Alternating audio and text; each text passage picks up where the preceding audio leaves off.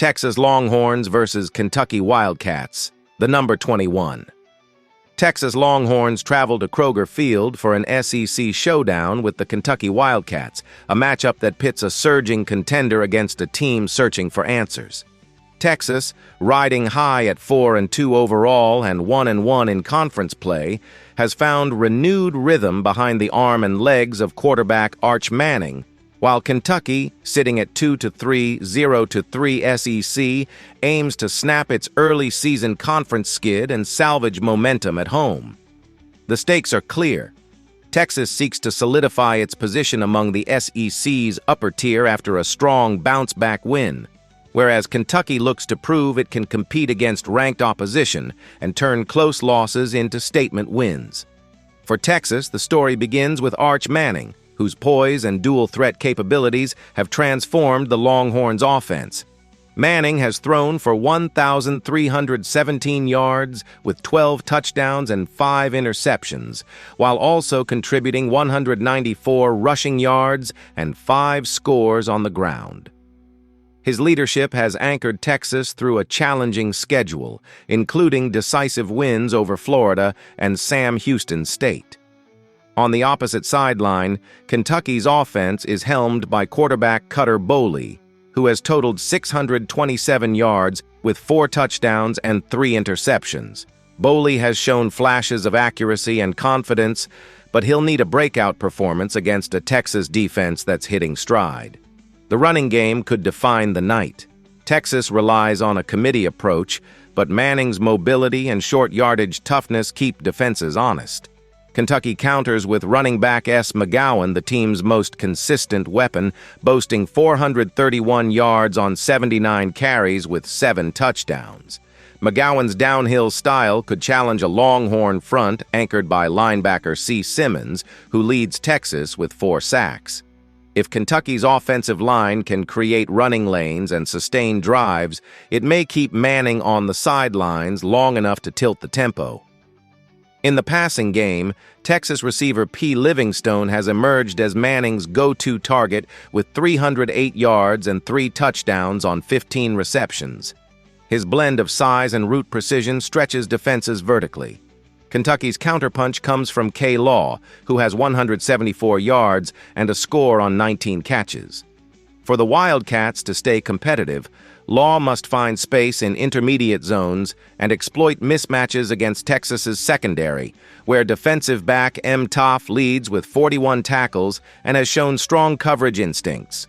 Recent trends favor Texas, which has won 3 of its last 5, highlighted by a dominant 55-0 shutout of Sam Houston State and a gritty 29-21 road victory over Florida.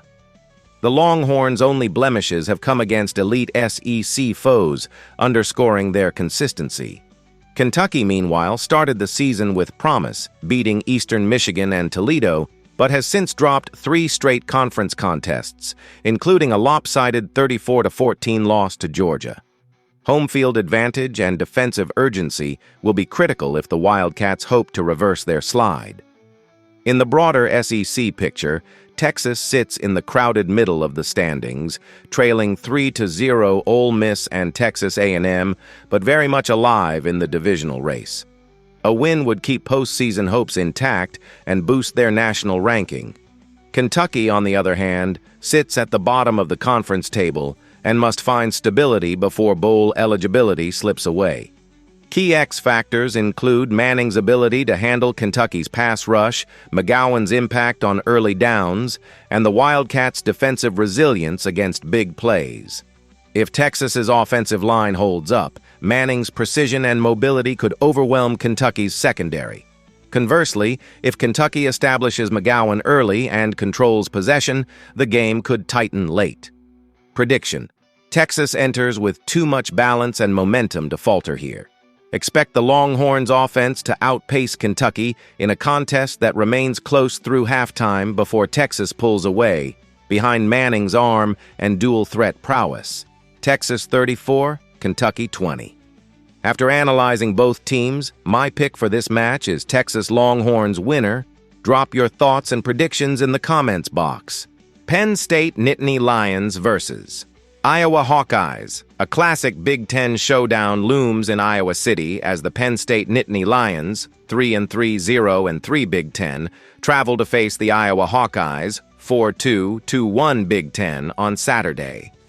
For Penn State, the contest represents a pivotal moment to salvage its conference campaign after a trio of early Big Ten defeats. Iowa, meanwhile, seeks to strengthen its standing in the West Division and keep pace with top contenders like Indiana and Ohio State. The matchup features contrasting narratives: a talented but inconsistent Penn State squad searching for rhythm against an Iowa team thriving on resilience, physicality, and home field dominance. Penn State's offense runs through sophomore quarterback Drew Aller, who has thrown for 1,100 yards with 8 touchdowns and 3 interceptions. His precision passing and poise in the pocket will be critical against Iowa's opportunistic defense. On the other sideline, Iowa's signal caller, Mark Gronowski, has been steady but unspectacular, amassing 743 yards, 3 touchdowns, and 3 interceptions. Gronowski's dual threat ability gives the Hawkeyes flexibility, but his efficiency must improve to exploit a Penn State secondary that's been leaky in recent weeks. In the backfield, Penn State's Katron Allen anchors the ground attack with 467 rushing yards and 7 scores, using his blend of balance and vision to sustain drives. Iowa counters with Caleb Moulton, who has managed 261 yards and 2 touchdowns, providing consistency but lacking the explosive edge of Allen. The receiving battle could tilt in favor of the Lions, with dynamic wideout Dante Ross, 240 yards, 3 touchdowns, serving as Allar's top target. Iowa's Seth Phillips, with 193 yards on 11 receptions, leads a unit still searching for a go-to playmaker. Defensively, both teams feature linebackers who set the tone. Penn State's Abdul Campbell has recorded 50 tackles, showcasing sideline-to-sideline range. Iowa's Corey Sherrar isn't far behind with 36 tackles, while lineman Mason Llewellyn leads the team with 5 sacks, posing a serious threat to Penn State's offensive line. Edge rusher Zane Fisher, 2 sacks, will be counted on to pressure Gronowski and disrupt Iowa's rhythm. Recent trends paint a story of 2 programs heading in different directions. Penn State has stumbled with 3 consecutive conference losses, including a narrow 22-21 defeat to Northwestern and a 42-37 shootout loss to UCLA. Their lone bright spots came against Villanova and FIU earlier in the season. Iowa, conversely, has rebounded impressively from early setbacks, winning 3 straight, capped by a 37-0 dismantling of Wisconsin. The Hawkeyes' defense has been lights out at home, surrendering an average of just 10 points per game at Kinnick Stadium. In the Big Ten standings, Iowa sits tied for 5th at 2-1 in conference play and remains in striking distance of the division's upper tier. Penn State's 0-3 mark puts it in the lower half, making this game a near must-win if the Lions hope to stay bowl relevant. The stakes are clear. Iowa is fighting for contention, while Penn State is fighting for pride. The X factors will likely revolve around quarterback composure and turnover margin. If Allar can limit mistakes and exploit mismatches downfield, Penn State's offense has the firepower to control tempo. For Iowa, Gronowski's legs and the defense's ability to generate short fields could tip the balance. Special teams, always a hallmark of Iowa football, might also prove decisive in a low-possession contest. Analytics give Iowa a slight edge at 51.1% to Penn State's 48.9%, reflecting how finely balanced this duel appears. Expect a gritty defensive battle defined by field position and third down execution. Prediction: Iowa 24. Penn State 20. The Hawkeyes' defensive consistency and home advantage should be just enough to outlast a determined but uneven Nittany Lions squad. After analyzing both teams, my pick for this match is Iowa Hawkeyes winner. Drop your thoughts and predictions in the comments box. Maryland Terrapins versus UCLA Bruins. The Big Ten stage brings another intriguing cross-country clash as the Maryland Terrapins, 4-2, 1-2 Big Ten, travel west to face the UCLA Bruins, 2-4, 2-1 Big Ten, at the Rose Bowl. Both programs enter with different ambitions, but equal urgency. Maryland seeking to solidify bowl eligibility and rebound from a tough divisional loss, while UCLA hopes to continue clawing back after a slow start to the season. Despite their contrasting trajectories, the matchup is almost evenly split on paper, underscoring just how unpredictable this conference meeting could be. Quarterback play will likely define this game. Maryland's Malik Washington has been the steadying force behind the Terrapins' offense, throwing for 1,506 yards with 10 touchdowns and only 2 interceptions on 137 of 220 passing. Washington's efficiency and decision-making have kept Maryland competitive, especially in tight wins over Wisconsin and Towson earlier in the year. On the opposite sideline, UCLA's Nico Iamaleava has showcased flashes of brilliance and mobility, compiling 1,134 passing yards and adding 4 touchdowns on the ground, though turnovers, 3 interceptions, have hampered consistency. Washington's veteran poise contrasts with Iamaleava's explosive potential, setting up a battle between a polished pocket passer and a dual-threat playmaker. Both ground games will serve as key stabilizers.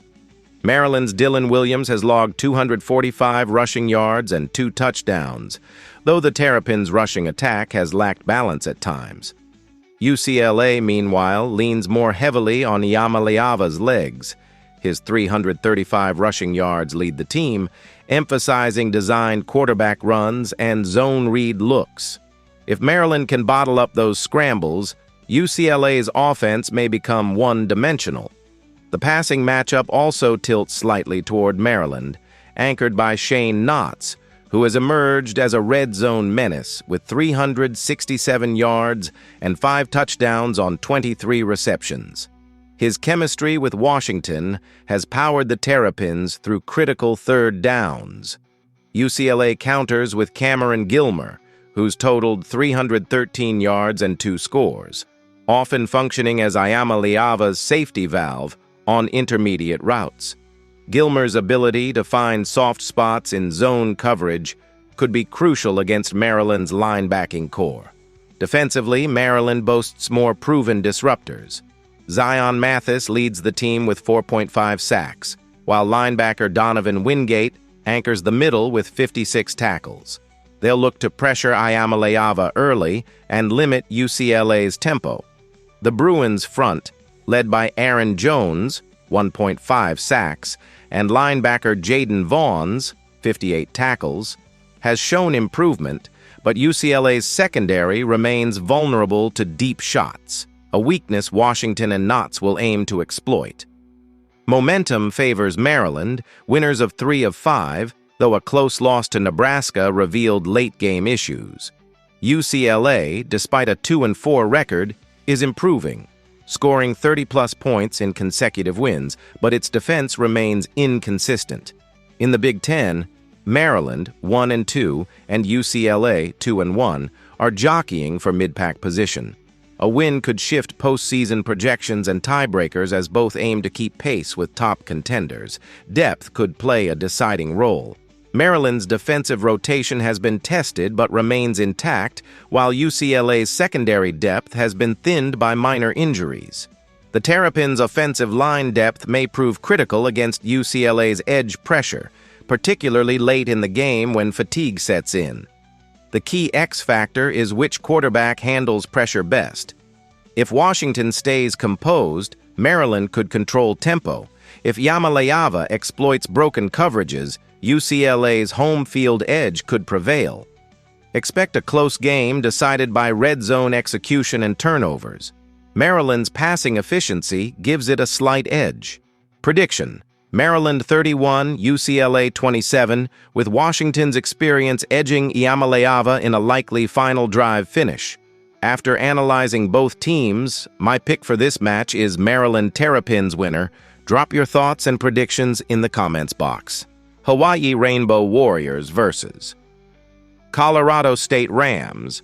The Hawaii Rainbow Warriors, 5-2, 2-1 Mountain West, travel to Fort Collins for a critical conference showdown against the Colorado State Rams, 2-4, 1-1, a matchup that pits one of the Mountain West's quiet contenders against a team still searching for consistency under pressure. Hawaii enters riding momentum from a commanding 44-26 victory over Utah State, while Colorado State looks to rebound from a tough 49-21 loss to Fresno State. With the Rainbow Warriors chasing bowl eligibility and the Rams desperate to stay afloat in the conference standings, Saturday's clash carries heavy implications for both programs' midseason trajectories. Quarterback play headlines the matchup. Hawaii's signal caller, M. Alahado, has been the catalyst of the Warriors' offense, amassing 1,456 passing yards with 9 touchdowns against 5 interceptions, completing over 61% of his throws. His poise and accuracy have elevated Hawaii's balanced attack, particularly when paired with slot receiver P. Ashlock, who leads the team with 468 receiving yards and 6 touchdowns. Colorado State counters with Jay Brousseau, who's thrown for 565 yards and 3 scores in a more controlled system. Though his numbers trail Alahado's, Brousseau's efficiency and ability to limit turnovers remain critical to keeping drives alive for the Rams' young offense. On the ground, Hawaii leans on L. Sims, a compact and decisive runner, with 323 yards and 2 touchdowns on 69 carries. His ability to find gaps and extend drives gives the Warriors the balance they need to keep opposing defenses honest. Colorado State's Jay Dupree has been their most reliable offensive weapon, posting 401 rushing yards on 76 carries with 3 touchdowns. Dupree's downhill running and burst between tackles will be key if the Rams hope to control tempo and keep Alahado off the field. Defensively, the Warriors have relied on lineman Jay Johnson III, who leads the team with 4.5 sacks, anchoring a front that has grown increasingly disruptive as the season progresses. Safety, P. Manuma, provides stability on the back end with 38 tackles, often tasked with cleaning up plays in open space. Colorado State relies on linebacker O. Long, who has 85 tackles and excellent sideline-to-sideline range, while defensive back L. Joe contributes 2.5 sacks as a key pass rusher. Recent form favors Hawaii, which has won 4 of its last 5 games, including decisive victories over Utah State and Air Force, with its only blemish being a narrow 23-21 loss to Fresno State.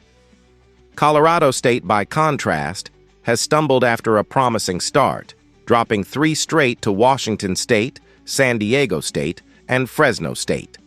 The Rams' struggles stem from inconsistency on both lines, particularly their inability to protect Brousseau against aggressive pass rushes.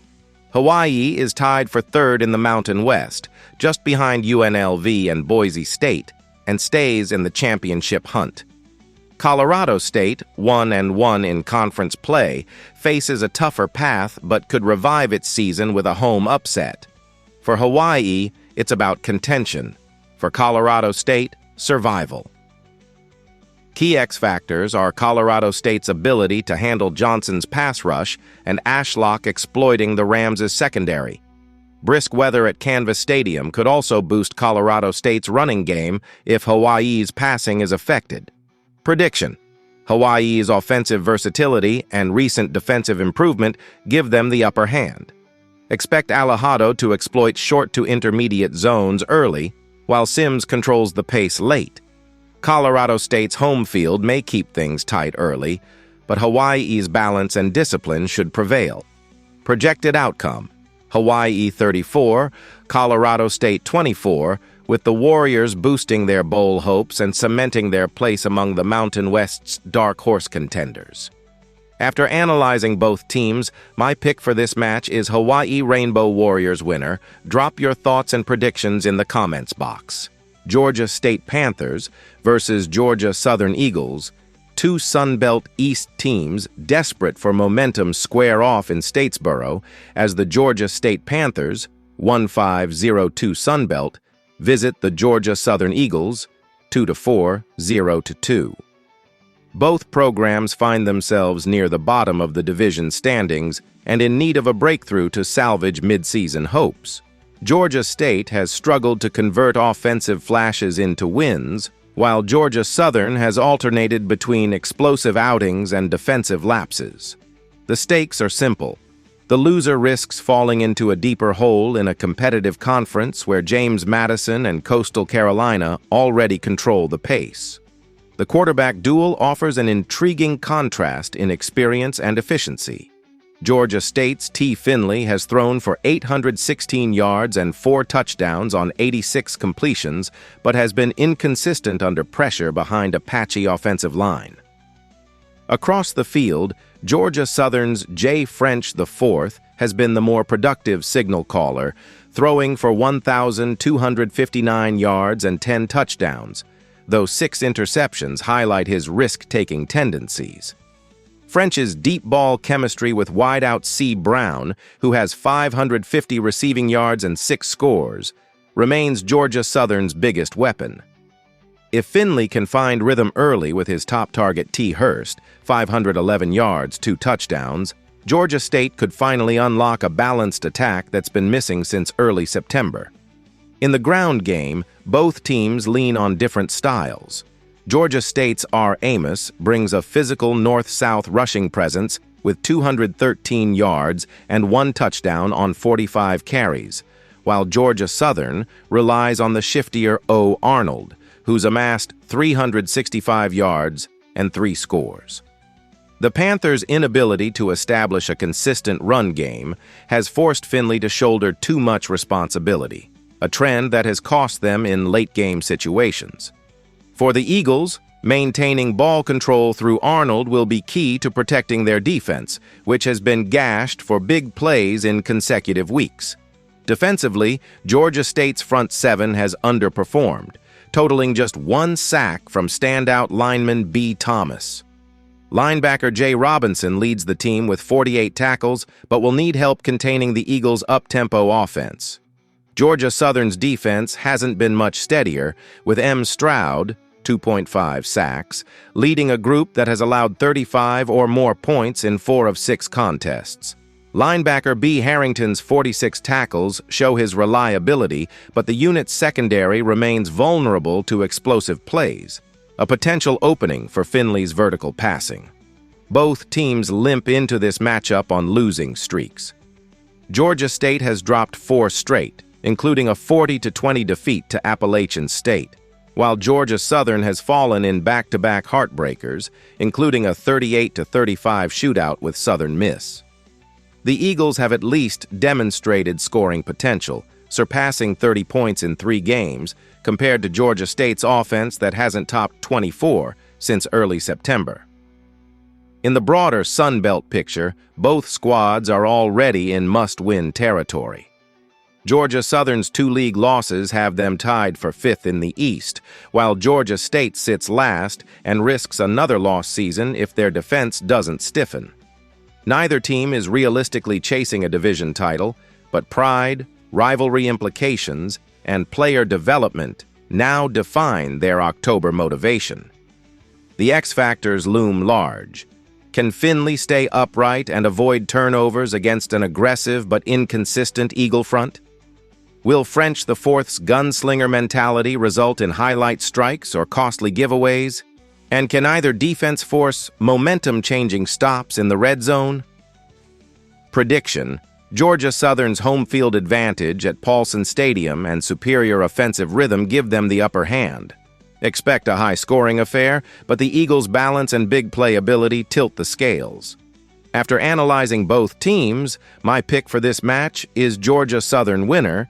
Drop your thoughts and predictions in the comments box.